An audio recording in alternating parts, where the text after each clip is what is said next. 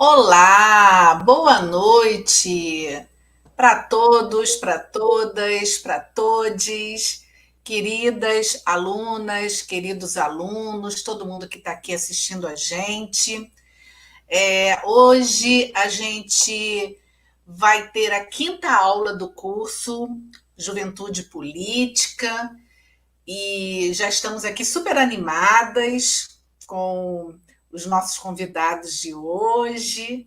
Eu sou Vera, sou do SEDECA Rio de Janeiro, estou aqui hoje participando da abertura dessa aula, agradeço muito o convite, junto aí com as minhas amigas de curso, a Marina e a Alana, por fazer a apresentação de duas jovens convidadas hoje para participar dessa aula com a gente. E depois a Alana vai fazer a apresentação do nosso professor convidado de hoje. Então vamos lá. A gente hoje vai ter a participação da Joyce Cauane. A Joyce, ela tem 20 anos, é uma jovem mobilizadora, ela faz parte de um projeto chamado Segundo Sol, que a gente tem lá no SEDECA, Rio de Janeiro, e a gente está muito feliz de ter a Joyce aqui participando hoje dessa aula. A nossa segunda jovem é a Rafaela Estrela. A Rafaela, ela tem 18 anos, ela faz faculdade de pedagogia na Universidade Federal Fluminense, ela fez o curso normal e é iniciante no Núcleo de Pesquisa e Pedagogia Social da UF, e ela também é voluntária do Centro de Valorização da Vida e estudante de Justiça Restaurativa. Ela também é estudante de Justiça Restaurativa com o apoio do SEDECA Rio de Janeiro. Então, a gente agradece muito a participação da Joyce e da Rafaela aqui hoje, e a gente está com uma expectativa boa para que a gente tenha uma discussão que possa ser muito boa para todo mundo que estiver assistindo hoje, com muitas perguntas também, uma troca muito boa, e também para quem vai depois assistir na gravação no YouTube. Vou passar para a Marina. Boa noite a todas, todos e todes. Hoje eu estou aqui, vou ficar mais nos bastidores, a Alana vai estar assumindo. Tem um recado super importante para dar para vocês. Hoje será a última aula para aquelas pessoas que ainda não assinaram a lista de presença, não participaram ao longo do curso. Então, a partir da aula de hoje, né, quem ainda não assinou a lista de presença, quem não conseguiu participar das outras aulas, não vai mais estar recebendo o link para assistir as próximas aulas. Então, o recado é esse, né? Que essa é a última... Quer dizer, não é a última aula, desculpa. Depois da aula de hoje, quem não participou das outras aulas não irá mais receber o link através do e-mail, tá? Então, muito importante, fiquem ligados para vocês conseguirem dar continuidade ao curso. Olá, boa noite a todos, todas e todos. Eu sou a Alana Mendonça. Estou muito feliz de hoje estar aqui com vocês nesse momento, nesse debate de hoje. Como a Vera colocou, a nossa quinta aula, em que a gente vai falar sobre o caminho do voto antes e depois. Então, o que será que a gente vai discutir hoje, né? A gente vai falar sobre o que acontece depois que a gente aperta lá o botão verde, houve aquele sinalzinho de que a gente já cumpriu com o nosso dever cívico, né, com o nosso dever do voto, o que acontece antes, que caminho é esse, será que a gente vai discutir sobre candidatos, sobre plataformas, enfim, sobre programas de governo. Então, o que vocês estão esperando aí? Coloquem no chat, o que vocês estão esperando do debate de hoje. A gente também está feliz porque vamos receber o Jairo Nicolau, o professor Jairo Nicolau, é cientista político, professor e também pesquisador de temas relacionados a partidos e eleições. E aí? Partidos, eleições, isso aí é pauta da juventude? Vamos descobrir? Vamos entrar nesse debate hoje. Espero que vocês estejam animados. vocês coloquem bastante coisas aí para a gente discutir, para o professor Jairo falar para a gente, para jovens que estão hoje conversando conosco também, acapararem esse debate. Um abraço aí. Aí, ó, até fogos, hein? Saudando aí a discussão de hoje. Então, boa discussão para todos nós. Vamos lá, boa noite. Eu vou pedir para a equipe disponibilizar nos slides. Antes de começar, eu queria agradecer ao SEDECA, ao FRJ pelo convite, a Joana, que está organizando esse evento, e falar da minha satisfação de estar aqui com vocês durante essas horas. Espero quase... são horas, né? São 1h30, 90 minutos.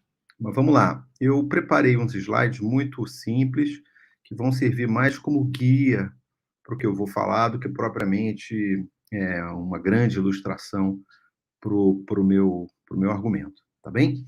Então, vamos lá. A minha ideia é concentrar em dois aspectos, e aí eu já peço para passar para o próximo slide, onde eu faço uma espécie de roteiro do que eu vou falar. Eu vou tratar de dois assuntos, assim, nessa primeira fala.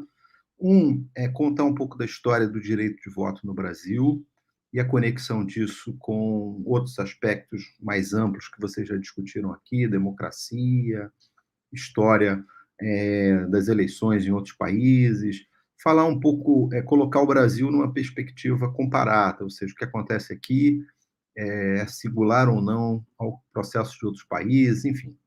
E o segundo tópico é falar um pouco mais do sistema de voto para deputado, sem entrar em detalhes, mas discutindo o que eu chamaria de alguns mitos, alguns erros sobre como funciona o processo de escolha de deputado federal e estadual no Brasil. Tá bem? Então, a gente pode passar para o slide seguinte,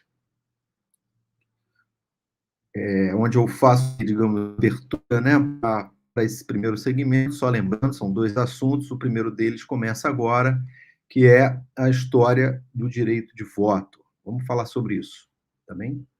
Bom, toda vez que eu tenho que preparar uma aula sobre eleições, eu acho que já tem um tempo que eu não faço uma aula, uma conversa como essa, eu fico muito entusiasmado com a ideia que a humanidade, vou falar assim, tenha conseguido inventar um processo de resolução de conflitos, uma forma de resolver o conflito que não seja por intermédio da força bruta, que não seja por intermédio do conflito armado.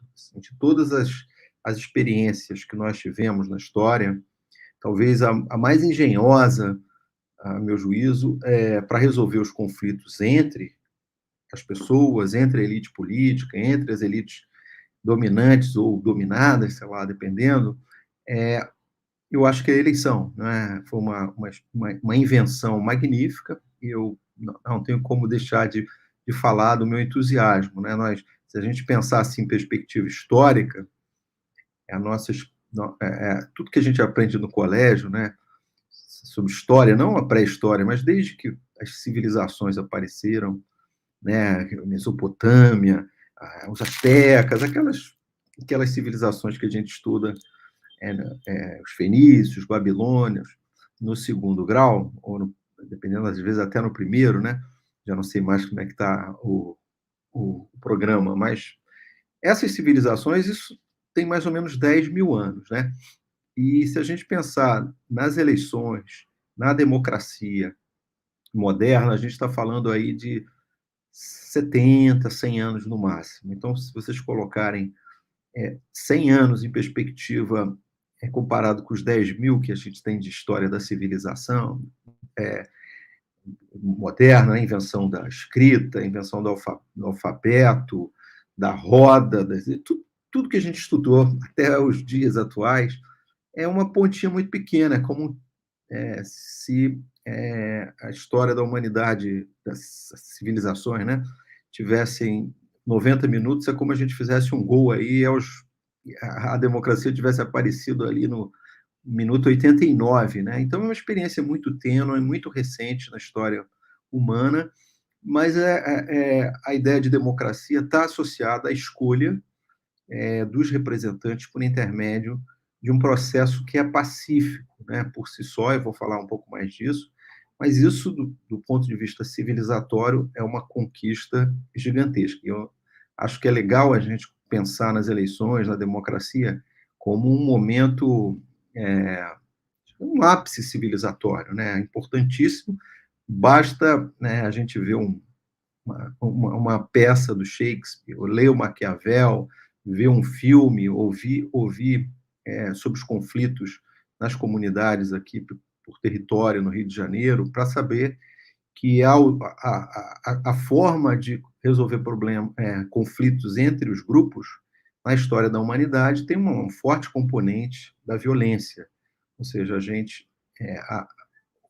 as democracias são invenções para resolver os conflitos, quase sempre, né, sem violência, a partir de um processo que a gente vai falar aqui, tá bem? Então, vamos adiante. E só uma coisa curiosa, né, porque quando eu falo de eleição, a gente está pensando não só as eleições modernas. Claro, minha ênfase aqui é na democracia, ou seja, são eleições para chefes de governo, para parlamentos nacionais, mas as eleições hoje já fazem parte da rotina e digamos assim, da nossa vida, desde da escolha de um presidente de um clube de futebol, passando por um síndico de prédio, por um representante de escola. Todos esses processos são processos que são feitos por eleição. Então, a eleição não é necessariamente feita como a gente usa a urna eletrônica hoje em eleições nacionais, né? E eu não vou falar aqui, não vai dar tempo, mas para falar com calma de como se votava, por exemplo, no Brasil do Império, como outras sociedades votavam, mas eu fiz uma listinha aí só de atitudes, né, que podem ser empregadas para fazer escolhas. Você levanta as mãos.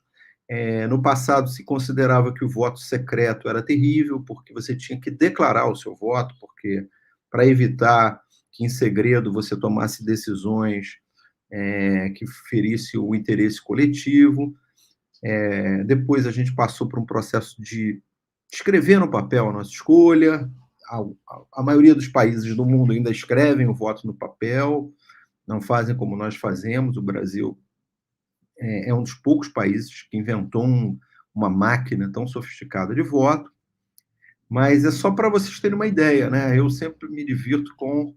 Hoje mesmo, né, estava numa reunião de congregação de onde eu trabalho, e o diretor falou: quem não se manifestar, quem ficar em silêncio é porque aprovou. Então, deu aquele silêncio de segundos. Então, a votação foi feita com silêncio. Se ninguém se manifestou, você votou. Às vezes, você fica onde está, quem não levanta. Enfim, há muitas formas de expressar a nossa opinião. A gente, claro, vai falar mais da forma que é usada em âmbito nacional, atualmente no Brasil, que é a urna eletrônica, que é uma máquina, né? Uma máquina inventada para lidar com eleições nacionais num país com essas características que nós temos. Seguinte slide. Opa! Bom. E antes de entrar na parte da história do Brasil, eu queria chamar a atenção o seguinte: a gente tem falado muito de democracia no Brasil, não é? Num governo em que várias vezes o tema da interrupção democrática foi levantado, de golpe, e o tema da democracia passou a ser discutido amplamente por todos os brasileiros, né, preocupados com, enfim, uma quebra da ordem democrática. Então, eu fiz uma listinha de aspectos, assim, ligando a democracia às eleições, né, porque essas coisas não nasceram juntas na história. Todo mundo que estudou, por exemplo, quando eu estava falando das civilizações, quem estudou os gregos, sabe que Atenas, que era uma das cidades, a Grécia funcionava como uma espécie de confederação de cidades, né? Não era um país, a Grécia clássica que a gente estuda no colégio. Então, Atenas tinha, sei lá, 300 mil habitantes, o tamanho menor do que Niterói é hoje, né? Mas, não obstante, Atenas inventou o teatro, a filosofia, né, aí em 100, 150 anos, inventou a política, inventou a democracia também. Só que a democracia em Atenas era uma democracia em que as pessoas iam para uma espécie de estádio de futebol e tomavam as decisões, 3.000, 2.000 pessoas, segundo os historiadores. Aí sim levantavam as mãos, né, e decidiam o que elas queriam fazer. Então, vamos cobrar mais impostos, vamos invadir um território. As decisões eram tomadas coletivamente, mas um país pequeno, só homens que não fossem escravos votavam e nem todo mundo ia comparecer às reuniões da Assembleia, né? Mas hoje, recentemente, a gente tem uma combinação da democracia moderna com a participação popular, né? Você tem que garantir certas liberdades, tem que garantir certos procedimentos para a gente considerar um país democrático. Então, primeiro, todo mundo tem que ter direito ao voto a partir de uma certa idade, sem qualquer espécie de exclusão. O Brasil, como vocês sabem, já preenche esse quesito, não é? Ou seja, hoje, depois a gente vai falar disso, o Brasil, qualquer pessoa a partir de 16 anos pode ser eleitora, e se tem de 18 a 70, ele é obrigado a ser eleitor e obrigado a participar.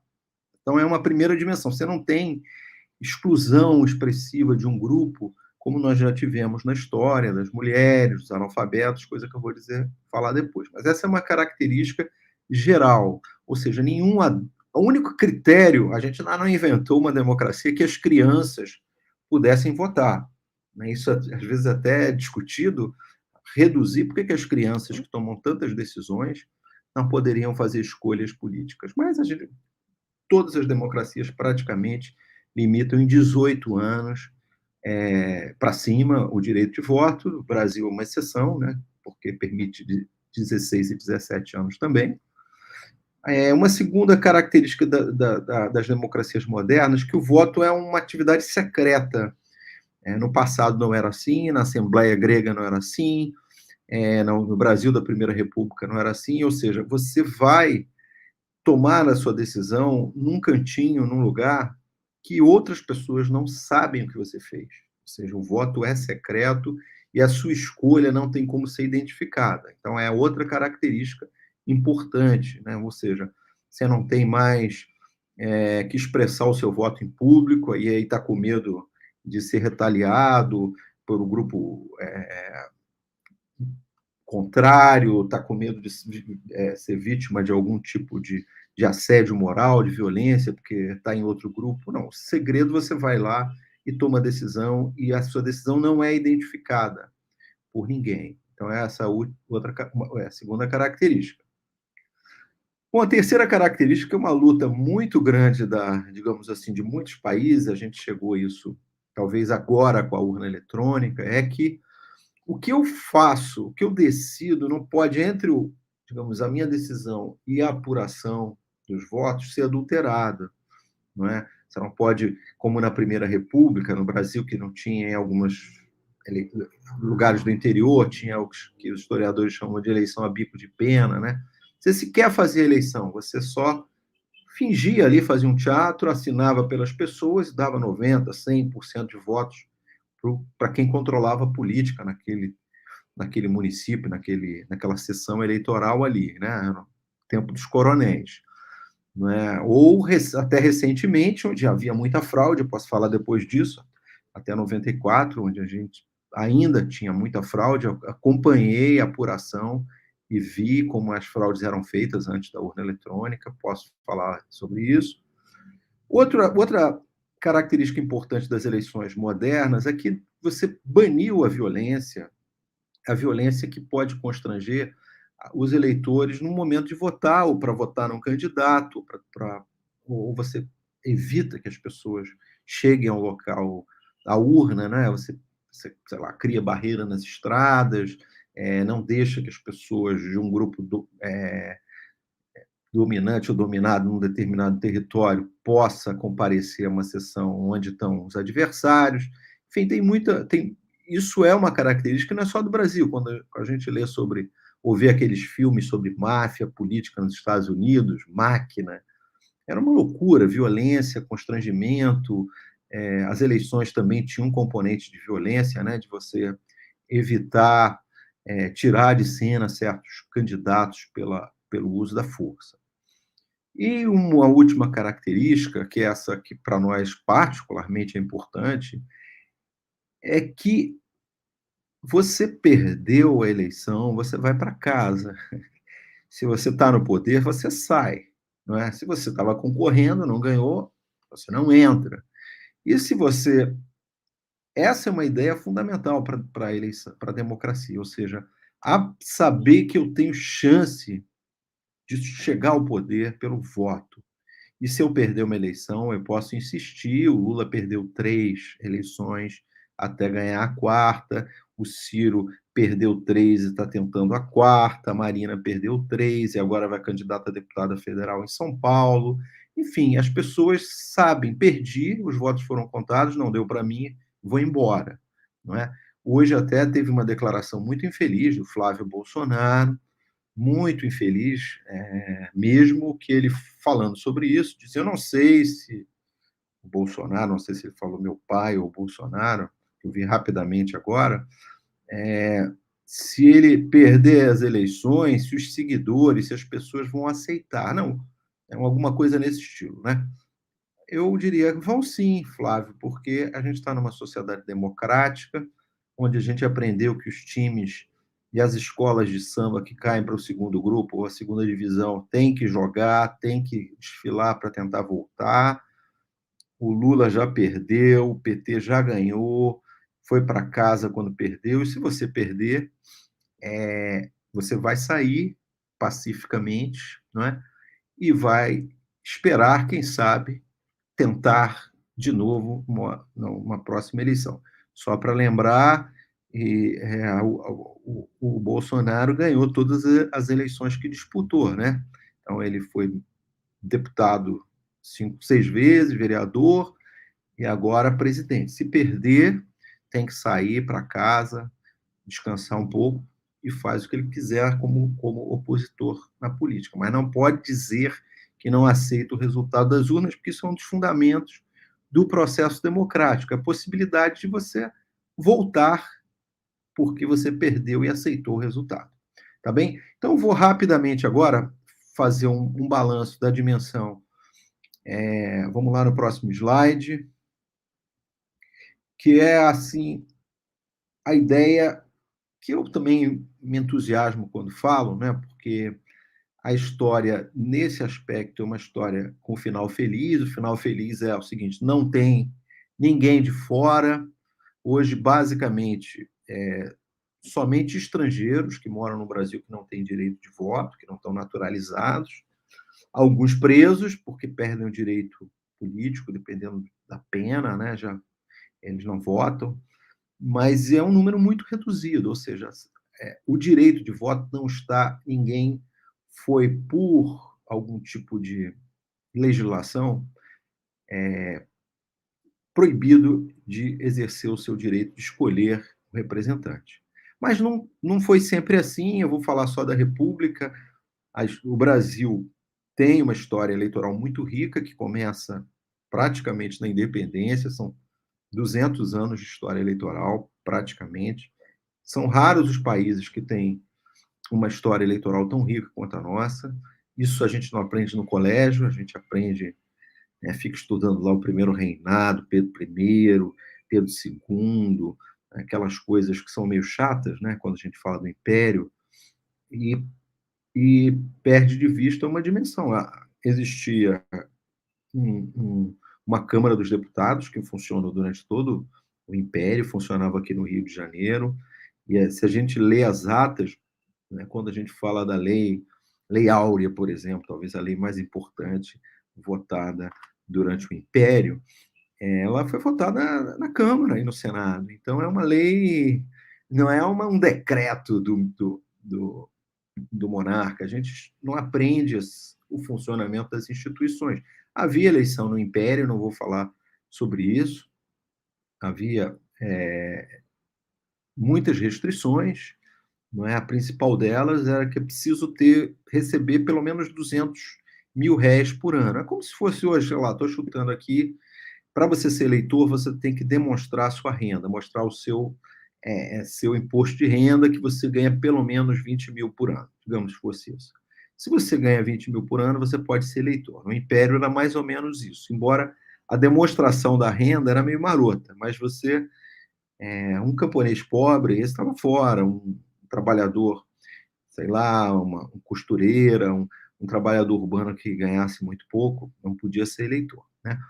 Mas quando veio a República acabou com isso, o nome disso é voto censitário, ou seja, você tem uma renda, um censo, é assim o nome, para ser eleitor. Mas, no Império, os analfabetos não estavam proibidos de votar, porque o Brasil era uma grande fazenda de analfabetos. A gente não aprende isso também no colégio, mas a maioria dos fazendeiros, donos de propriedade, eram analfabetos. Pouquíssimos sabiam ler e escrever, às vezes os filhos que iam para escolas religiosas, uma geração mais nova que estudava em pequenas escolas, não havia educação pública e a elite urbana estudava em colégios religiosos, basicamente. Então, muita gente era analfabeta e não havia restrição para ser eleitor no Império, caso você fosse analfabeto. Mas a República, curiosamente, ela deu com uma mão, não é? Ó,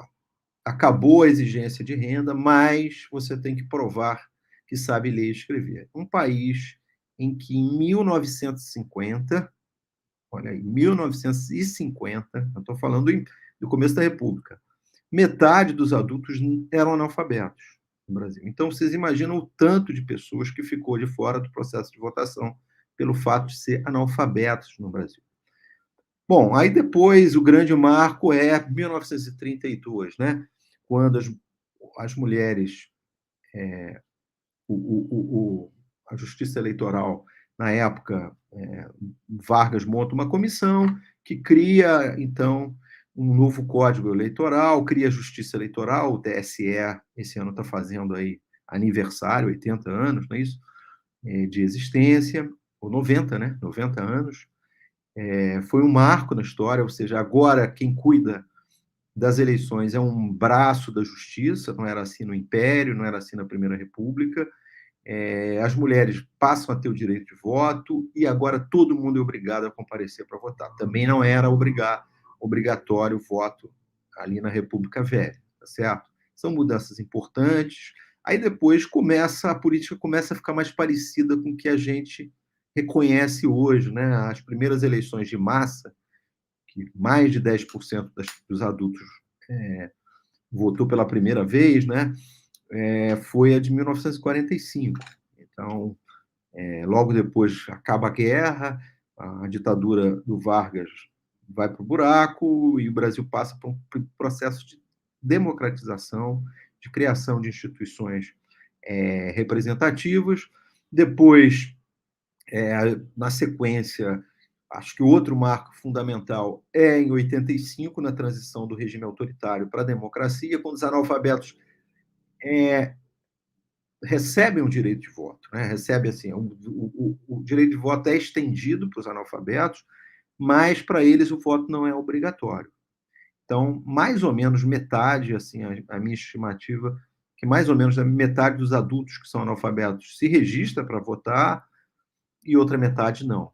Nem o voto, nem o comparecimento é obrigatório para eles, mas o direito de voto foi, pela primeira vez, concedido em 85. Então, como eu falei que em 89 eles foram proibidos, o Brasil ficou 100 anos praticamente com proibição dos analfabetos. O Brasil foi o último país a conceder o direito de voto para os analfabetos e foi um dos últimos países a acabar com a escravidão, né, contemporânea. Então, são, acho que, duas coisas que explicam muito das nossas desigualdades e as características que nós temos hoje, um país com uma desigualdade racial e uma desigualdade educacional das piores do planeta. Acho que está muito associado a esses dois fatores. E para terminar, chegamos em 88, a Constituinte fez tomou uma decisão inédita, né? Até então, só a Nicarágua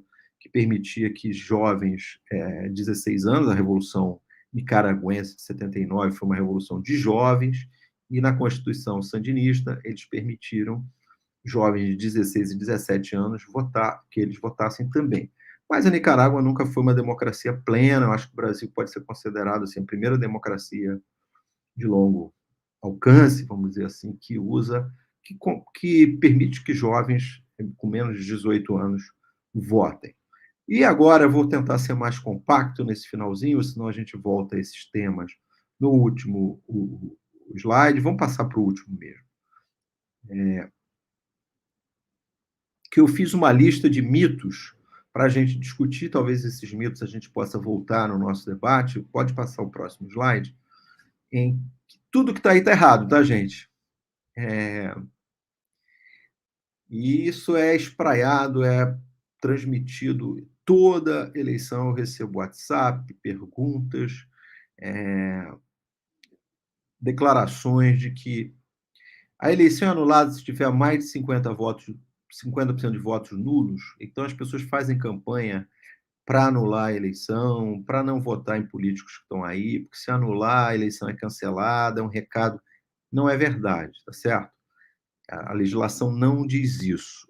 A eleição, você pode ter 80% de votos nulos, que os votos que foram dados a candidatos vão ser contados, e um abraço. Então, isso é uma mentira, é fake news. Não é fake news porque isso é do tempo do boato. Antes das fake news, havia os boatos e as mentiras. Isso na época da informação incorreta que prospera. A segunda, os votos nulos em branco, se você votar em branco, depende de quem está falando, né? Ajuda o candidato mais votado. Também não é verdade. Voto nulo e branco tem a mesma função, apesar da gente ter uma tecla ali na urna, está escrito em branco, você vai lá, aperta uma tecla verde, se não me engano, já não sei, ou vermelho, já estou me confundindo aqui. Alguém depois vai ver na internet e vai esclarecer aí. Essa tecla, a função dela, hoje não faz nenhum sentido mais, é uma coisa antiga, mas o peso, o efeito de você votar branco e nulo é o mesmo. Seu voto vai para o lixo, tá certo? Então, não vai para o mais votado, não vai para ninguém. Ele é simplesmente ignorado. Tanto para fazer a conta, para ver se vai ter 2 turnos, se o candidato ganha no primeiro turno, como também para distribuir as cadeiras para os candidatos a deputado. Os deputados são eleitos pelo sistema majoritário. Também não é verdade. Ou seja, são os deputados mais votados. O Rio elege 46 deputados federais, são os 46 mais votados que entram. Não é assim.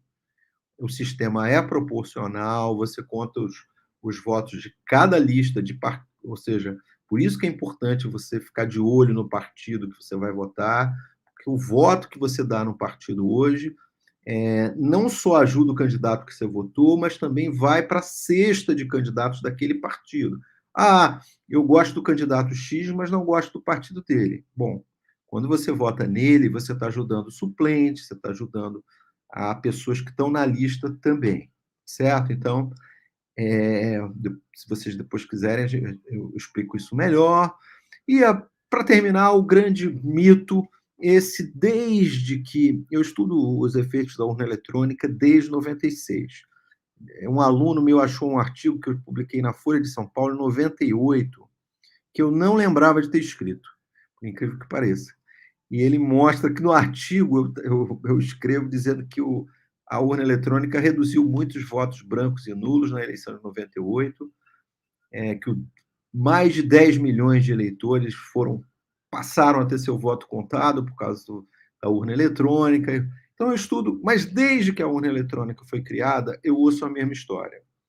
Não tem a ver com Bolsonaro, não tem a ver com os dias de agora só. Isso é a urna de 96, então tem 14 mais 22, tem 3 décadas praticamente, 2 décadas, melhor, em que eu ouço a mesma conversa. Alguém encontrou uma urna violada no terreno baldio, um engenheiro amigo que trabalhou na NASA, agora tudo é NASA, né? Travesseiro da NASA, colchão da NASA, e urna eletrônica do cara que abriu porque trabalhou na NASA. Tem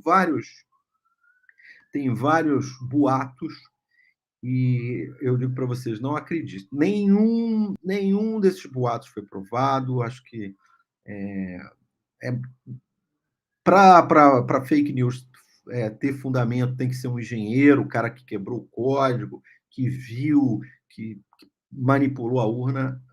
Eu tive a oportunidade, depois posso contar mais sobre isso, de visitar lá no TSE o cofre onde fica a apuração de votos, onde é feito. Aí sim, parece que você está entrando não na NASA, mas num filme desses de FBI, né? São portas de ferro, com alarmes.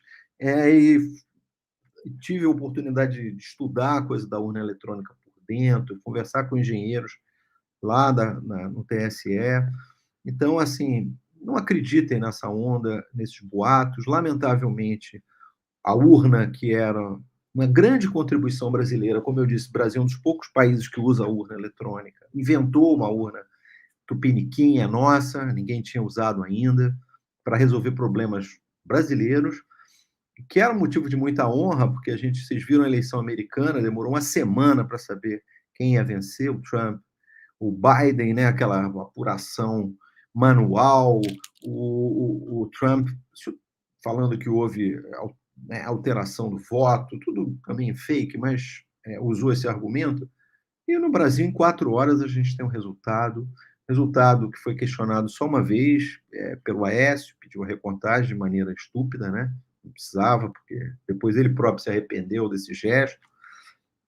Foi ruim, mas a legitimidade do processo eleitoral brasileiro é reconhecida internacionalmente pelos estudiosos. Então, para terminar com esse ponto que vai ser talvez fundamental na eleição desse ano, que é as urnas eletrônicas não são adulteráveis, salvo em condições que não existem ainda. Um dia elas podem ser, e elas funcionam muito bem, deviam ser motivo de muito orgulho, mas, lamentavelmente, segundo pesquisas recentes do Instituto Quest, 20% dos brasileiros não confia na urna eletrônica, o que é péssimo. A gente devia se orgulhar e ter, assim, como uma contribuição brasileira ao processo de votação em sociedades, um território como o nosso, com dificuldades gigantescas como a nossa. Eu acho que os Estados Unidos, se você fosse fazer uma reforma política decente, que eles precisam fazer,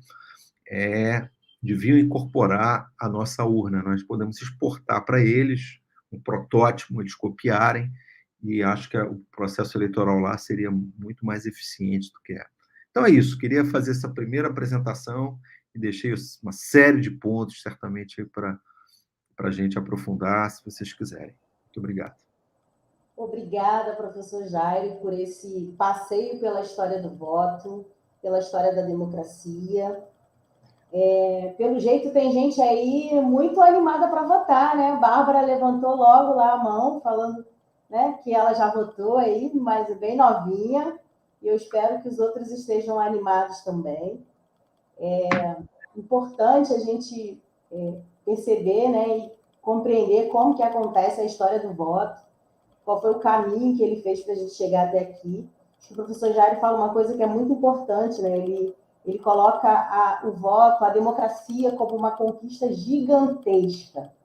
Acho que essa fala é bem forte e é importante que a gente pense muito sobre isso, né?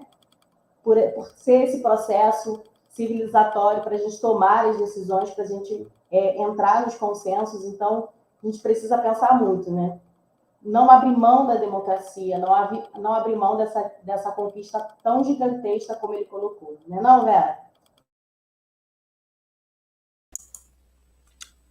Estava aqui ouvindo atentamente, porque eu costumo dizer que o direito ele acompanha muito a história, né? E ouvir essa história do direito ao voto, isso é muito importante para a gente que trabalha nessa área, trabalha com infância, trabalha com juventude, trabalha com políticas públicas, né? E estava pensando aqui o quanto é importante também votar em outras instâncias, né? Porque quando o Jairo traz para a gente que você pode votar, a gente vota em várias coisas, né? Qual o sabor da pizza hoje? E aí tem votação, qual o sabor da pizza, né? E quem já votou no processo de escolha para o Conselho Tutelar, que é tão importante para a gente, né? Que é uma instituição que atende tanto as crianças, é uma instituição que está ali pertinho de cada criança e adolescente, perto do seu território. E a gente tem, assim, um número muito pequeno de pessoas que votam no Conselho Tutelar, né, para o Conselho Tutelar. Então, essa é uma coisa que a gente precisa ainda aprender muito. E aí, quando eu ia pensar numa pergunta, o Jário respondia, por exemplo, gente, a gente copia tanta coisa dos Estados Unidos, por que os Estados Unidos ainda não tem urna eletrônica? Quer dizer, uma coisa assim, para a gente, né? Como é que a gente tem essa coisa que é fantástica e os Estados Unidos ainda não têm? E aí o Jário traz também que 20% não confiam nas urnas, 20% ou mais também não confiam nem nas vacinas, não querem nem ser vacinados. Então, a gente tem pessoas de todas as espécies, né? Mas o que a gente precisa falar e sensibilizar e divulgar bastante é o quanto é importante a gente participar desse processo, do processo da eleição, do processo de escolha, do processo daquele que vai representar a gente e daquele que vai pensar a política que a gente tanto precisa. E trazer a juventude para junto da gente, para pensar e discutir sobre isso, é super importante e é o que a gente está fazendo aqui hoje, né? Então, eu acho que a gente pode convidar as nossas jovens agora para participar aqui da nossa discussão, da nossa salinha redonda aqui. E aí está aí a Joyce e a Rafaela também. Eu vou até. Elas vão fazer perguntas agora para o Jairo, mas eu queria também saber delas se elas já votaram. Eu queria saber também delas. Então, quando vocês forem se apresentando, falando, diz aí para gente se vocês já votaram, tá bom? Eu vou passar para a Joyce. Vai lá, Joyce. Oi, gente, boa noite. Meu nome é Joyce, tenho 20 anos. Sim, tirei o título já há bastante tempo. E eu tenho perguntas. Eu estava assim também aqui, tipo, anotando bastante algumas perguntas. Tem uma frase que eu ouvi que o voto não tem preço, tem consciência. E sabemos que o voto deve ser valorizado e ocorrer com consciência. Mas, Jaro, como alcançar essa consciência? Como os jovens de 16, 17 anos fazem para aprender a ter essa consciência? Além de pesquisar, né?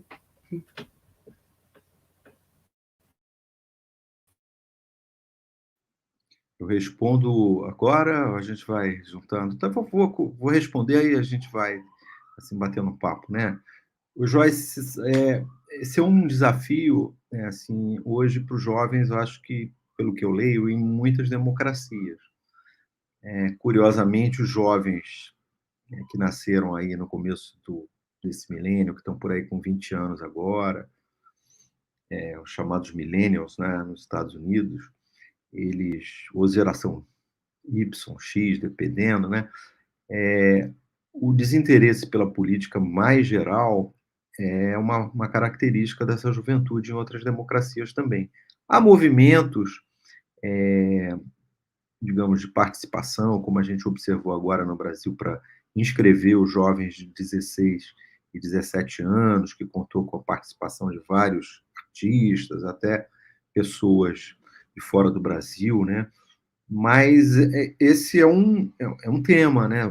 Para falar do Brasil, desde, quer dizer, pelo menos há 8 eleições que a gente tem um declínio do percentual de jovens que se inscrevem. Ou seja, você tem potencial de inscrever 100%, todos os jovens, e esse número já foi, digamos, 80%, 70%, e hoje está em 40% e poucos, né? Já não sei, depois desse movimento se deu uma subida, mas assim, claramente há uma desconexão, um desinteresse dos jovens, não pela política, eu diria, pelo associativismo, pelo trabalho, às vezes, em igrejas locais, em filantropia, mas a política partidária, as eleições, a participação nessa arena, eu percebo que é um desafio danado, né?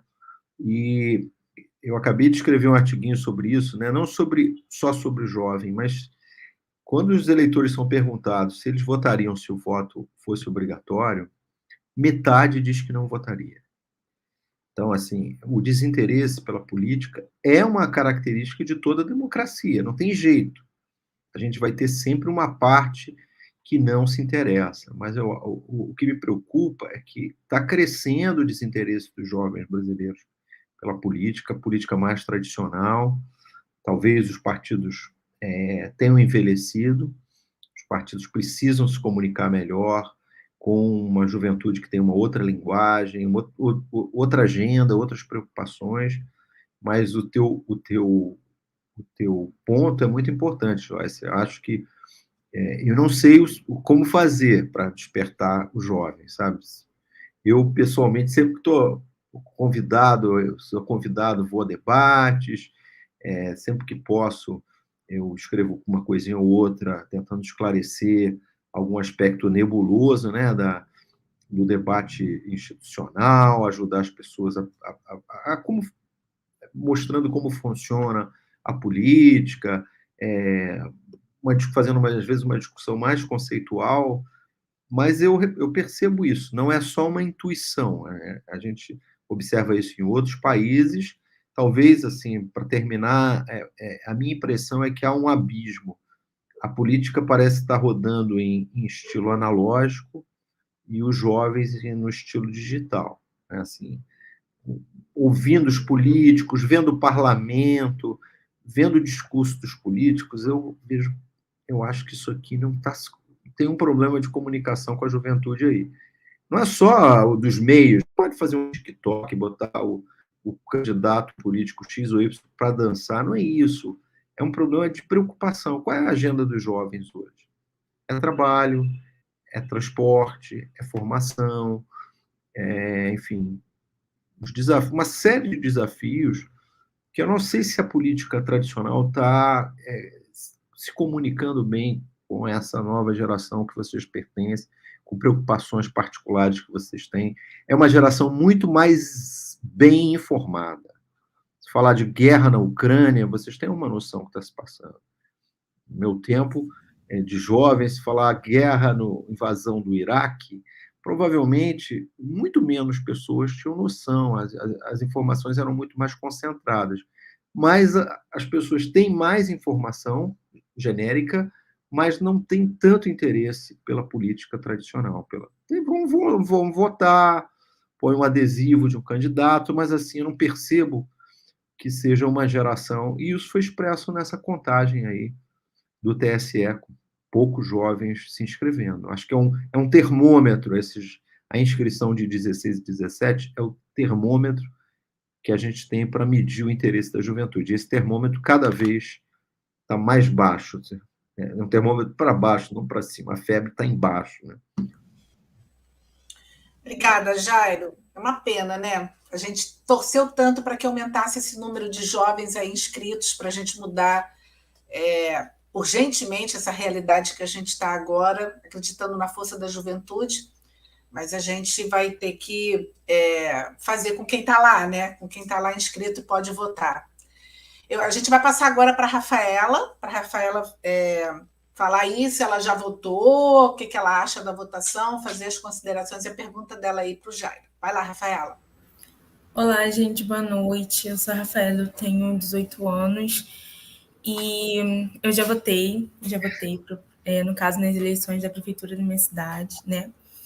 E eu acho que, assim, eu vim de uma cidade do interior, né? Eu vim de Rio Bonito, e é uma cidade do interior do Rio de Janeiro, e lá a questão dos votos com os jovens é uma questão que é muito pouco trabalhada, né? Então a gente vê de frente essa realidade de como o voto acaba sendo percebido como uma coisa que é mais obrigatório do que um exercício de cidadania plenamente. E aí eu acho que isso perpassa muitas questões também de como isso influencia até mesmo no interesse dos jovens, né? Assim, de tirar o título com 16 anos na sua oportunidade de votar, né? De procurar saber como que é esse processo, como que ocorre esse processo de votação, apuração dos votos. Eu acho que isso é algo que precisa estar atravessado também, né? Nessas pontes de interesse. E o voto é mesmo a garantia da nossa cidadania, né? A gente precisa votar e depois a gente tem esse direito de cobrar das pessoas de quem nós votamos, né? Ou de quem está nos representando. E eu acho que, e pensando nessas questões, ainda mais pelo contexto histórico, né, que o Jairo trouxe aqui, de toda essa evolução do voto na sociedade, a minha pergunta é em relação às questões que são questões relacionadas ao voto, como o voto do cabresto, o clientelismo, de como isso perpassa, né, as relações de voto e de como isso também acaba gerando o desinteresse das pessoas em relação à questão de votar, principalmente dos jovens, né? Essa consciência que não é trabalhada nos jovens e acaba se perpetuando na sociedade como um todo. Tá bem. Quando você estava falando, Rafaela, eu lembrei de uma coisa que eu acho muito importante, que aconteceu quando eu era jovem também, de uma cidade do interior do Rio. Você conseguir um coletivo, um grupo de pessoas para lançar jovens como candidatos. Você começa o trabalho de ação política com coletivos juvenis, né? Você lança um candidato a vereador, alguém que vai nas escolas, que começa a fazer um trabalho específico com a juventude, com os problemas que afetam a juventude, que conheça a linguagem da juventude. Algo que eu comecei a participar da política quando eu tinha a tua idade, mais ou menos, como militante, né, na minha juventude. E hoje eu observo que pessoas que participavam comigo continuam na política, continuam em cargos de posição importante, né? Assim, eu acho que tem um probleminha com a política brasileira de renovação, ou um problemão, né? Assim, demográfico. Nós precisamos de mais políticos jovens, nós precisamos fazer a transição da juventude, assumindo câmaras de vereadores, deputados, e, claro, né, cargos como a presidência. Nós hoje vamos, se o Lula for eleito, ele vai ser o presidente mais velho a assumir o poder na história da República, da história do Brasil, portanto, né? Ou seja, só isso. O Lula, em 82, quando eu tinha a idade da Rafaela, ele foi candidato a governador de São Paulo. Ou seja, ele está 40 anos na pista. Nada contra o Lula, pelo contrário. Mas assim, o que mostra que a gente está com um problema de renovação. Essa eleição, quer dizer, não apareceu nenhum político. Os três que estão na frente são políticos que estão há pelo menos há 30 anos, 40 anos fazendo política, e que são políticos que se formaram na ditadura.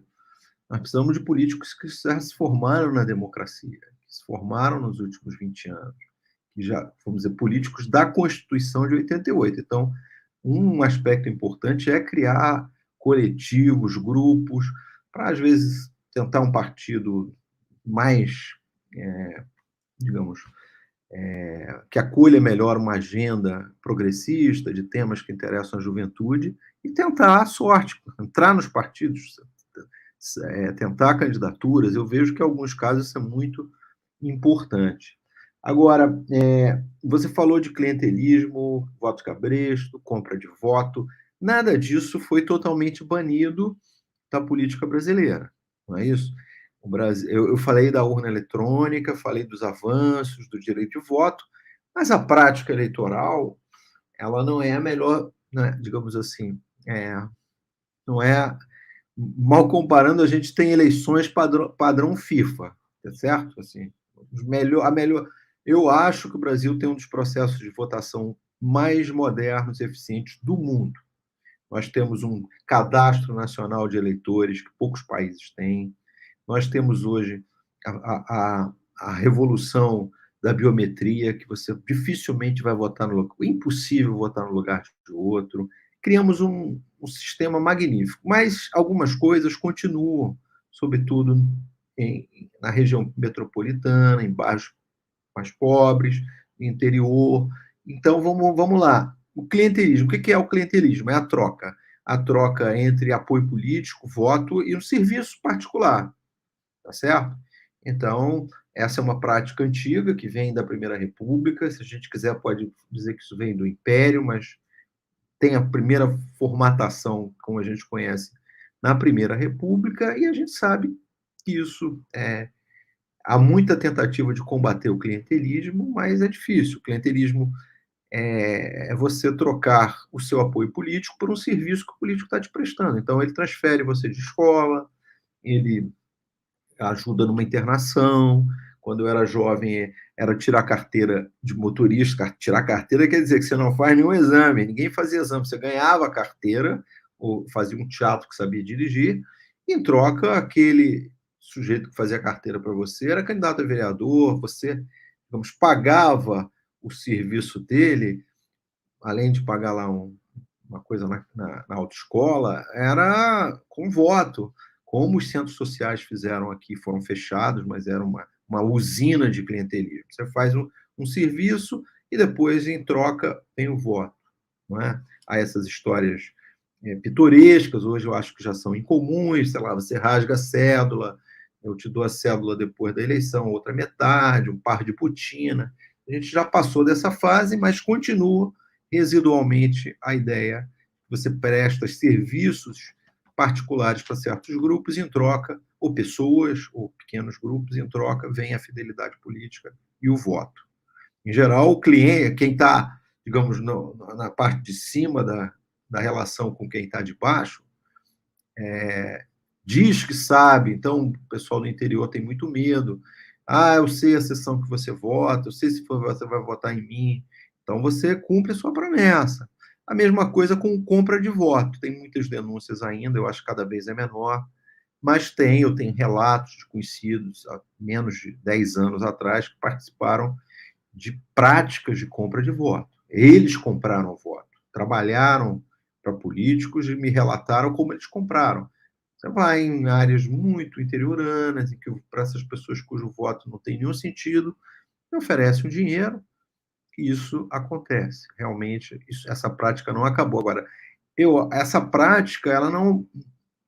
Assim, é difícil saber o tamanho, a gente sabe que existe, e a influência que ela tem no resultado global de uma eleição. Né? Numa eleição presidencial, é difícil, porque as diferenças são de 4, 5 milhões de votos do primeiro para o segundo, 8 milhões. Não é mais para eleições municipais, para eleição de um vereador, essas práticas tradicionais. Né? E a mesma coisa do voto de cabresto. O voto de cabresto era muito comum, sobretudo até os anos 70, em cidades pequenas, em que o líder político, o coronel, ele controlava o que o cabresto vem de uma ideia de você controlar o cavalo, né? E curral eleitoral também. Você tem um grupo, sei lá, que dependem do fazendeiro, moram na periferia, e ele é o coronel. Então, ele sabe que daquela sessão eleitoral, eu já participei de eleição em Trajano de Moraes aqui nos anos 80, que era assim, os coronéis controlavam. Eles imaginavam, digamos, que numa sessão eleitoral que tem mais ou menos 400 eleitores, eles sabiam que iam ter em torno de 280, 300 votos. Ou seja, eles contavam, quase sabiam as famílias e as pessoas. Então, o indivíduo não tem autonomia, porque tem medo. Então, o cabresto vem daí, do controle. Isso, com a urna eletrônica, com o fim dos controles tradicionais do voto, a gente entrou, tanto que o Lula, candidato de esquerda, é o mais votado nas pequenas cidades do interior, cidades onde a gente devia esperar um voto mais tradicional, da direita, esse tipo de voto mais controlado. Você vai para as pequenas cidades do interior do Nordeste, onde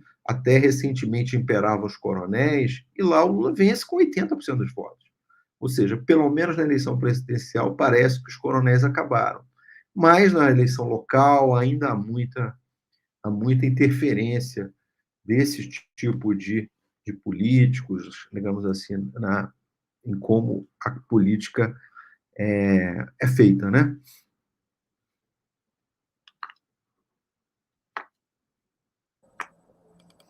Nossa, o debate está muito interessante.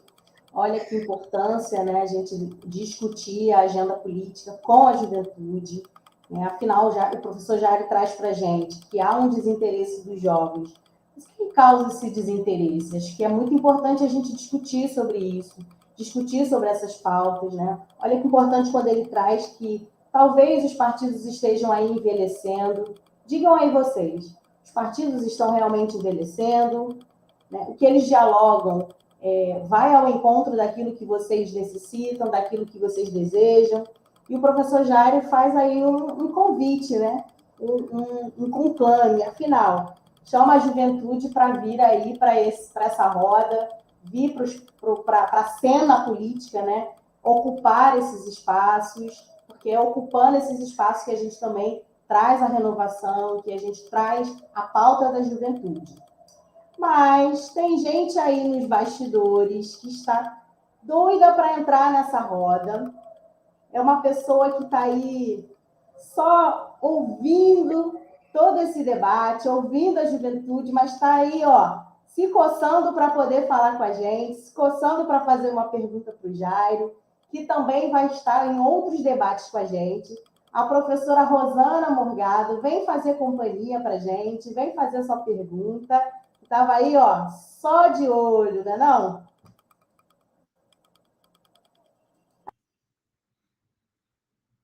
E acho que agora minha internet ficou Ficou ruim. tão emocionada de vir fazer a pergunta, de vir para a roda com a gente aí, ó. A internet travou. Boa noite, né? A todas, todos e todas que nos assistem, enfim, prazer acompanhar aqui pelos bastidores e queria pontuar esse gancho, talvez em vez de começar pelo Jairo, voltando, né, ao ponto que a Lana resgatou e provocar aí as duas jovens que estão participando também nesse momento. Assim, o que me preocupa muito e queria escutar vocês nisso que papel vocês acham que a escola tem tido em propiciar espaços mais coletivos de grêmios ou qualquer tipo de coletivos de participação no ensino médio? Porque, assim como o Jairo já citou, e a gente pode pegar a nossa história lá para trás, né? As nossas escolas, né, antes desse processo de redemocratização na sociedade, elas não eram necessariamente espaços convidativos para uma participação coletiva. Quer dizer, a gente ia muito para a escola para ter uma decoreba e depois a gente tinha que botar a cabeça, né, a memória da decoreba para passar na prova, isso já estava bom demais, né? No máximo uma festa junina, uma celebração aí de Dia dos Pais, Dia das Mães, né, nesse modelo mais tradicional e tal. Então, acho que para escutar de vocês jovens, se vocês percebem, tiveram essa vivência, ou percebem que a escola pode estar auxiliando nesse processo, e aí provocar o Jairo, já desse distanciamento da vivência do ensino médio, como é que você acha que a educação como um todo pode contribuir para uma maior participação coletiva, né? Instigando esses jovens a saírem do seu quadradinho ali e participar mais coletivamente. Obrigada. E também, de repente, Alana e Vera, pode juntar outras perguntas de quem já colocou no chat, e aí eles três fazem um apanhado. Enfim, só estou preocupada com a hora também. Então, vocês que estão coordenando aí, pensem como é melhor administrar. Obrigadinho, tá? Tá, quem está aí nas carrapetas, tem pergunta aí dos alunos, das alunas, para colocar aqui para a Rafaela, para a Joyce. Vamos lá. A Marina Vilela, ela está perguntando, ela gostaria que falasse um pouco mais da desqualificação da mulher no cenário político, porque as mulheres enfrentam uma guerra desigual na política, apesar de serem mais da metade. Por que as mulheres enfrentam uma guerra desigual na política, apesar de serem mais da metade do eleitorado? Uma boa pergunta aí da Marina. Tem mais uma? Que a gente fecha um bloquinho com 3. A Júlia está perguntando, está falando, nossa, mas eu achava que esse ano tínhamos batido recorde de jovens tirando o título de eleitor. Pelo menos o TSE divulgou isso. Então, Rafaela, Joyce, quem quer começar? Joyce, passando para você então. Tem mais uma aqui, deixa eu ler aqui, já que colocaram. A Paola está perguntando: caso Bolsonaro não aceite o resultado das eleições, é uma pergunta que a gente se faz, né? O que pode ser feito contra ele? Essa daí, acho que o Jairo, a gente está querendo muito que o Jairo responda essa para a gente. A Rafaela, a Joyce, todo mundo, né? Alan, todo mundo aqui quer saber. Então, eu vou passar então para a Joyce. Você está com som, Joyce? Consegue falar? Tô. Vai lá, então. Eu vou responder a da Rosana, porque, assim, eu terminei o ensino médio já tem um tempo, mas não é tanto dito, como o Jairo falou, os jovens não se interessam. Mas por que eles interessam? Porque não é dito da forma que seja entendido, não é dito nas palavras que seja compreensiva aos jovens, não causa interesse, pode ser por esses motivos também, porque por muito tempo não me causava interesse nenhum, até eu ter uma professora de história que estimulava bastante os jovens, aí me fez ter um despertar assim, que aí eu comecei a pensar. Eu sempre fui representante de turma no ensino médio, os 3 anos eu fui representante de turma, então ela incentivava mesmo, tipo assim, vai votar, a gente tem que ter o voto aqui para tal pessoa ser elegida representante de turma, eram 2, e sempre estimulava esse voto. Mas mesmo assim, olhando por um outro lado, não é uma coisa acessível aos ouvidos do jovem que está com uma linguagem totalmente diferente, dos periféricos, que não. Então, talvez pode ser por isso que não cause tanto interesse em alguns jovens. Acredito eu, né? Que seja por isso. Porque eu participei de um longo processo até realmente me interessar por isso.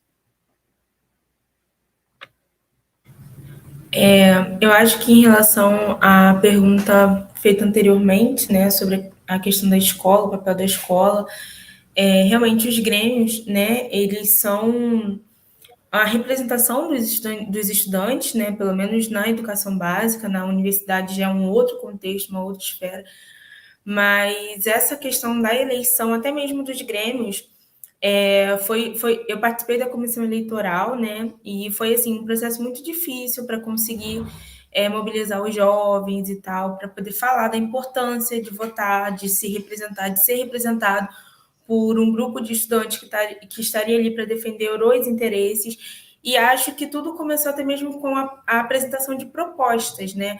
Quando as pessoas apresentam as propostas que, de certa forma, são propostas que se relacionam com os interesses, eu acho que isso é uma forma de estimular essa votação. E aí você vai fazendo um trabalho, né, que é esse trabalho de conscientizar os alunos da importância de votar, da importância de ter essa representação, como essa representação te afeta. Eu acho que esse é o caminho, né, a trajetória que a gente vai levando em relação à escola, e acho que a ajuda da própria escola, né, o estudo sobre a questão do voto, a historicidade do voto, como que o voto aconteceu desde a antiguidade até aqui, né, e como ele vem sido, né, se tornou um direito, né, e agora é obrigatório, mas por que obrigatório? Então, ouvir as perguntas que os jovens também têm a dizer é um movimento importante para você fomentar esse interesse dos jovens. E sobre a questão apontada pela Mariana, né, eu acho que a atuação das mulheres, principalmente, né, na sociedade brasileira, ela vem sido pensada como uma questão de inferioridade, né? Então a gente tem uma hierarquia onde acabam muitas vezes as mulheres, né, se tornando uma questão inferior aos homens, né? Esse pensamento de que as mulheres não têm o seu direito garantido, e aí a gente acaba tendo também, vendo que a gente acaba tendo pouca representação feminina, até mesmo nas questões políticas, né, nos partidos políticos, nas representações. Então, acho que isso, de certa forma, afeta um pouco. Essa falta da representatividade acaba fazendo com que esse público se sinta menos representado, né, o nosso público de mulheres. Então, interpretar essa questão como uma questão estrutural também, uma questão social, que é em relação à hierarquização, né, a superioridade dos homens sobre as mulheres, numa perspectiva social, influencia nesse estudo a respeito da questão do voto, né, e da desvalorização do voto feminino.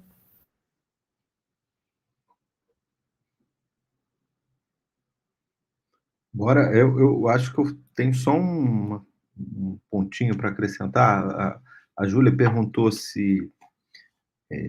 Nossa, que ficou surpresa porque o TSE divulgou que esse ano foi o maior número de jovens. Eu não vi esse dado.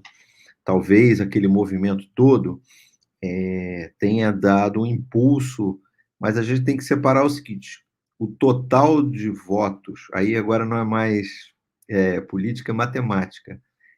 O volume de jovens inscritos em termos de milhões tem que ser calculado sobre o total de jovens em idade de se inscrever. Eu quero saber quanto é 8 milhões sobre o total de jovens que nós temos hoje. Esse é o volume, a proporção que tem caído. Ela era 80%, chegou a 40%. Talvez eu esteja desinformado. Esse movimento final aí, nos últimos 15, 20 dias, tem impulsionado um pouco, mas eu não, pelos números que eu vi inicialmente, eu não acredito que tenha dado assim um salto de 40% dos jovens se inscreveram, de 16 e 17 para 80%. Deve ter sido um incremento pequeno, mas a gente tem que ver o que o TSE está falando quando ele diz que aumentou. Eu vou até me certificar, pode ter sido uma boa notícia, mas foi fruto de quê? De campanha, né? Um pontinho aqui que eu quero acrescentar que a Joyce e a Rafaela disseram é que eu concordo, eu acho que a escola, não só os estudantes, tem que aproveitar o espaço para criar grêmio, cineclube, atividades culturais, chamar a gente para falar, mas, infelizmente, o nosso ensino não tem nenhuma disciplina que ensine aos jovens como funciona o Congresso, os partidos, o que é um partido, como é que é a democracia evoluiu no Brasil, uma espécie de aula de direitos políticos. Eu tive uma aluna alemã que conta, não sei se isso ainda é prática, quando se chega aos 14 anos na Alemanha, todos os jovens das escolas vão visitar o parlamento alemão. Você mora na pequena cidade, é quase que uma obrigação da escola levar para você conhecer. Você tem aula de política, como é que funciona o sistema eleitoral, os partidos, você tem um incentivo para a escola discutir. Bom, se a gente tem que discutir assuntos, uma série de assuntos que parecem não fazer muito sentido para a nossa vida depois, né? Certos assuntos que a gente aprende em certas disciplinas, porque talvez abrir um espaço para aulas semanais, ocasionais, para discutir as instituições e a política brasileira, sem partidarismo, sem fazer proselitismo, só, enfim, mostrar a importância, isso que a gente está conversando no ambiente escolar. Eu acho que algumas escolas devem fazer isso, imagino, mas não é uma prática muito comum, não está no currículo. Eu acho que isso tem que entrar no currículo.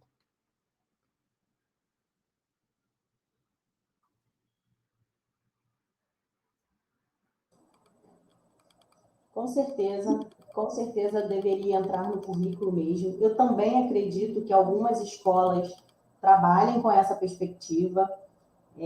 A Rafaela também é professora, né, Rafaela? Fez o curso normal. Eu também sou professora de educação infantil. E, por exemplo, na educação infantil, a gente começa a fazer um trabalho com as crianças, tem como prática também que elas tenham momentos de escolha, por exemplo. E isso já é uma forma da gente exercer a democracia, exercer as escolhas, fazer também votações em sala de aula, escolher se é o momento de ir para o parquinho, se de repente a gente vai para uma brincadeira livre. Então, assim, nunca é cedo demais para a gente exercer essa cidadania, exercer a política e as escolhas. Então, acho que dá para a gente fazer desde os pequenos mesmo, para que a gente possa ter uma juventude aí participativa e, enfim, que escolha, né? Que se envolva com essas questões. Nós vamos agora para mais um bloco de perguntas. E aí o pessoal dos bastidores faz o que a gente manda agora. Então, a própria pergunta do curso de diálogo, né? Caminhamos para o voto não obrigatório? Será melhor? Essa pergunta é boa também, hein? Mais uma. O Michael Anderson pergunta, ele comenta, né? O que o Jairo traz sobre técnicos políticos mais jovens é de extrema importância. Infelizmente, o que se vê são os mesmos rostos durante as eleições. É necessário que os jovens ocupem esses lugares. Mais uma. A Danusa Nascimento, nossa companheira aí de debate. Como ter mais representatividade feminina se nesses espaços ainda se mantém as questões de que a mulher só está lá para cumprir cota dos partidos e são sempre vítimas de assédio, seja moral ou sexual. Mais uma? Quais são os papéis das Forças Armadas e do TSE no processo eleitoral? E aí é com vocês, pessoal aí do debate. Vou eu, então? Olha, tem tanta pergunta danada. Eu vou falar do voto facultativo. Eu acho que é um tema que a gente vai ter que enfrentar algum dia. É inevitável. É um voto facultativo, porque a maioria das democracias do mundo usam voto facultativo. Ou seja, essas pessoas que estão alheias, porque não tem jeito, uma parte da sociedade não gosta de política, não vai gostar nunca. A gente tem que lidar com esse fenômeno. Isso aí é inevitável. Tem gente que, por razões religiosas, por estilo, não gosta de política, acha chato. Tem gente que não gosta de uma série de outras coisas. A política é mais estranho, mas eu vejo em pesquisas, sei lá, 25% a 30% dos eleitores dizem que não tem nenhum interesse por política. Qual é o custo, digamos, custo político, não custo econômico? O que significa para a nossa democracia pegar essas pessoas, empurrar elas até a urna e fazer com que elas decidam? Vai lá, tecla 5 números, tecla 4, não gosta, não quero, sou obrigado. Então, tem estudos, por exemplo, que mostram que uma parte dos eleitores votam aleatoriamente. Quer dizer, às vezes, assim, a escolha é feita na véspera, pega um papel no chão, ele faz uma escolha qualquer ali, sem muita consciência. Então, a gente vai ter que enfrentar essa questão.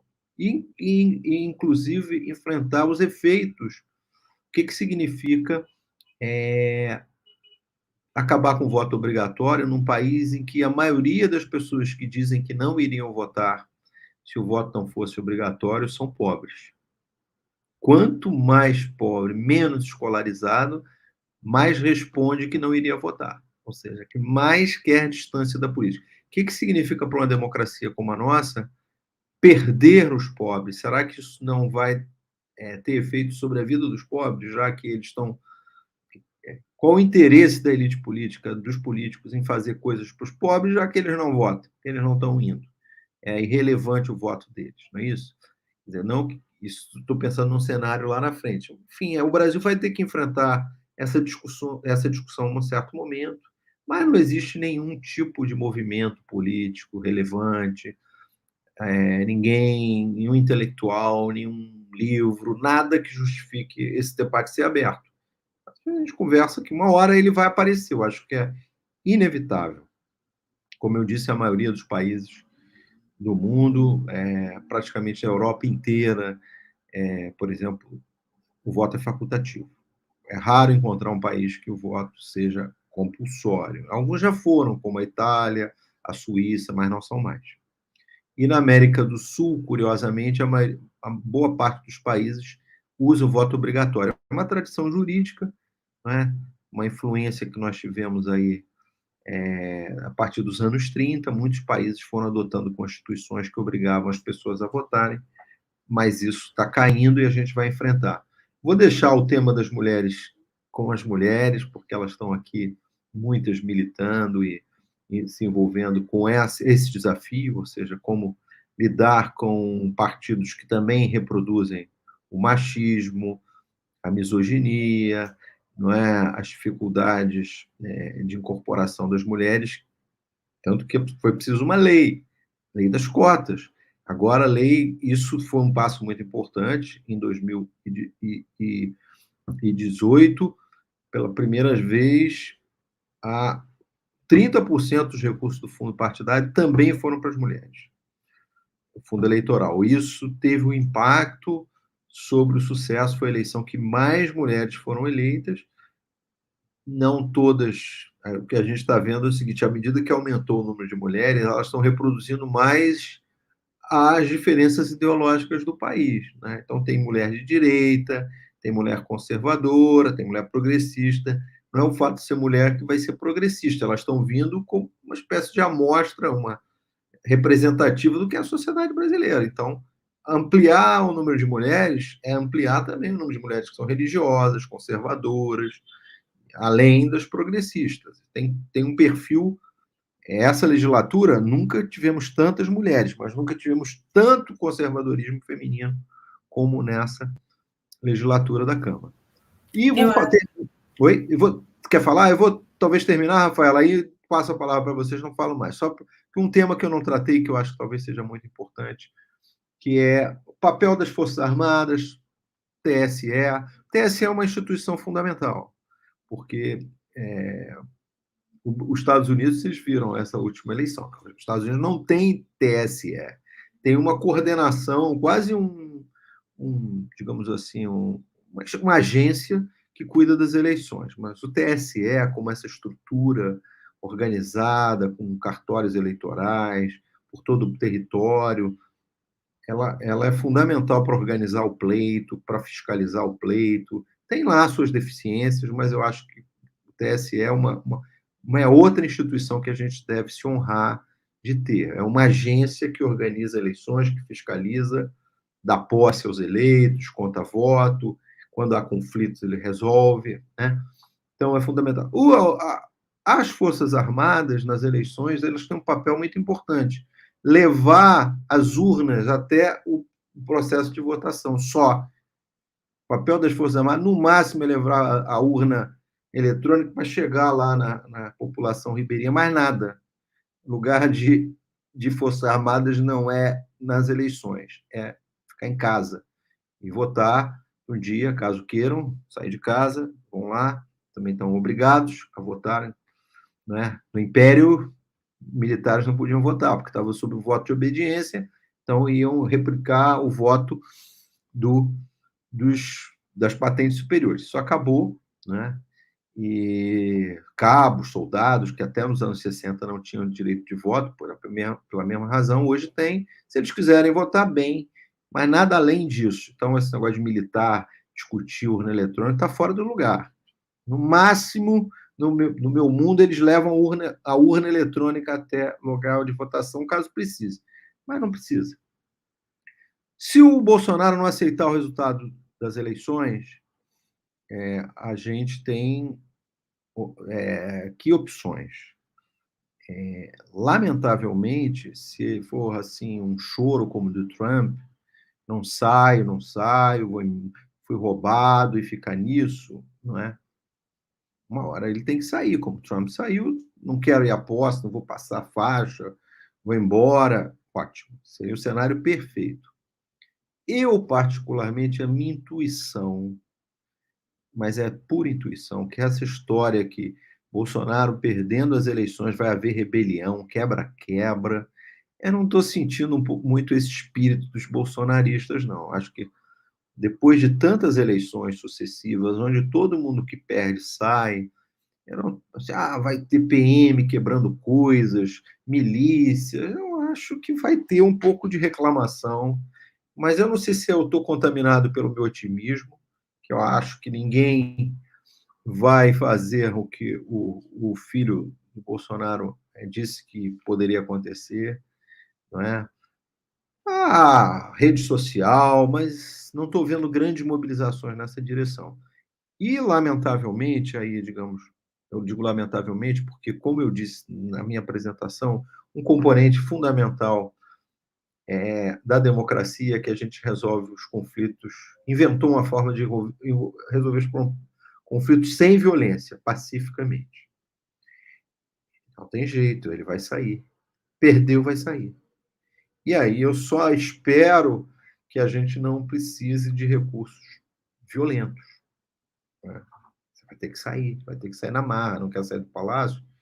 Enfim, gerar um conflito institucional é tudo que os brasileiros não querem, né? Então, claro, eu falei do meu otimismo, mas no fundo, todo brasileiro que acompanha a política está preocupado, né? Está preocupado, porque isso nunca aconteceu. No máximo, o máximo que você faz é não ligar para o vitorioso, não é? Ou seja, perdi, fiquei chateado, mas a prática boa o ideal era o Bolsonaro pegar o telefone e falar: parabéns, Lula, boa sorte para você, perdi. Esse é o cenário ideal que todos os democratas fazem, dão aquela ligação e do outro lado grava. Esse cenário eu acho pouco plausível. Espero só que não seja esse cenário de violência que quebra todas. Vamos lembrar, a passagem para o Lula não foi mole, né? A passagem para o Lula não foi mole, porque havia muito medo do PT assumir o governo. O maior partido de esquerda do mundo, um partido que tinha, enfim, um metalúrgico, havia muito medo. O Brasil fez a transição para o Lula e agora fez a transição para a extrema-direita. Agora a extrema-direita perdendo, faz para o Lula ou para quem for, mas tem que sair na boa, né? Vamos esperar. Eu estou confiando que vai ser na boa. Vai chorar, vai reclamar, mas vai sair na boa. Pronto, não falo mais, falei muito. Agora, então, a gente vai ouvir a Rafaela e a Joyce.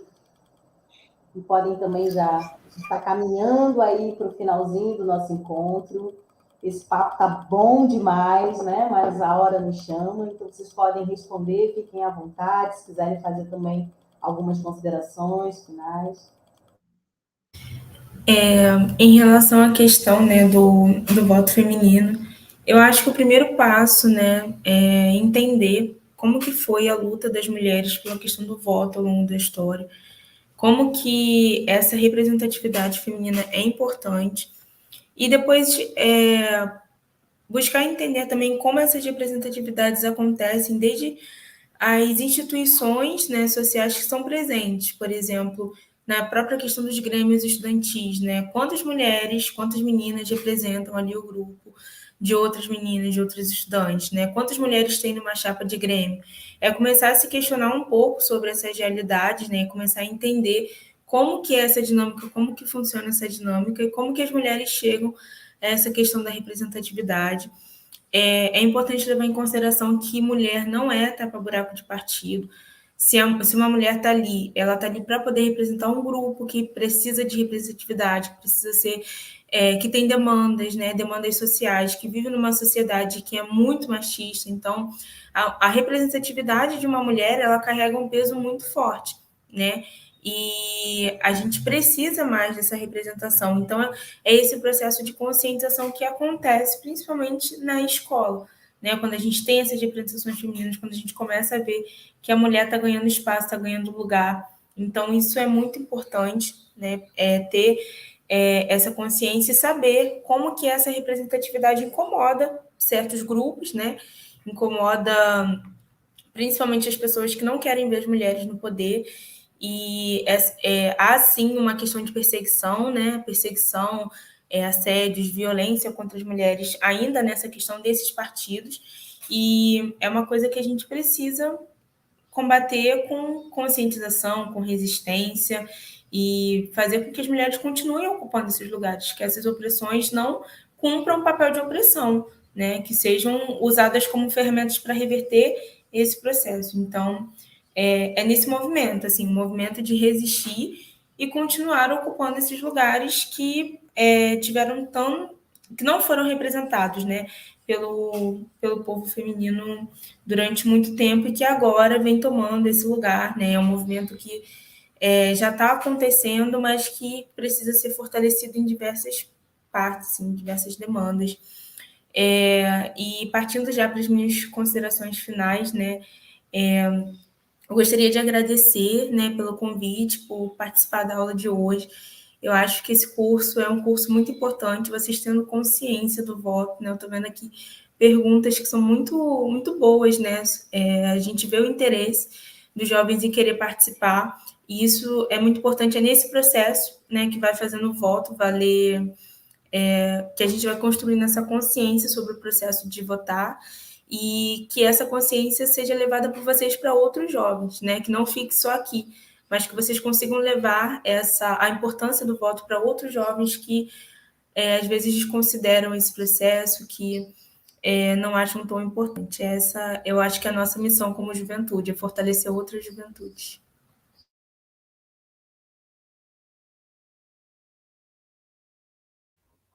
Eu concordo, Rafa.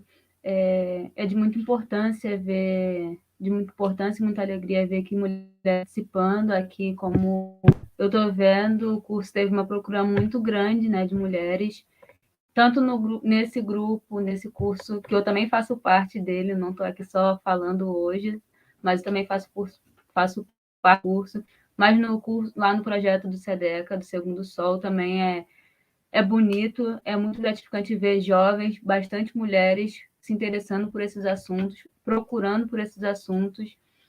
E eu fico muito feliz de estar aqui hoje. Eu agradeço muito pela oportunidade incrível. Eu agradeço muito vocês por isso.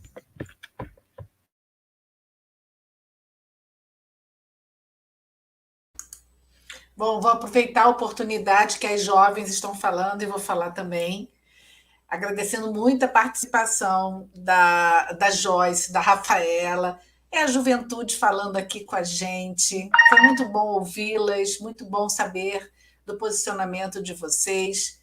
Agradecer a participação da Lana e a participação do professor Jairo, que é sempre muito bem-vindo aqui, volte sempre. Tem outras questões, eu acho que eu queria muito fazer um debate sobre como será a próxima eleição, mas tem que chegar mais pertinho lá, não sei se a gente vai conseguir isso, mas a gente faz uma live depois, e aí a gente discute aí, já mais próximo aí do final da campanha.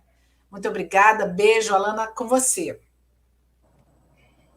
Gostei muito da ideia da live, da gente esticar um pouco essa conversa, esticar um pouco esse assunto tão importante. Quero agradecer também a participação de todo mundo. Vou ser bem rapidinha por conta do avanço da hora.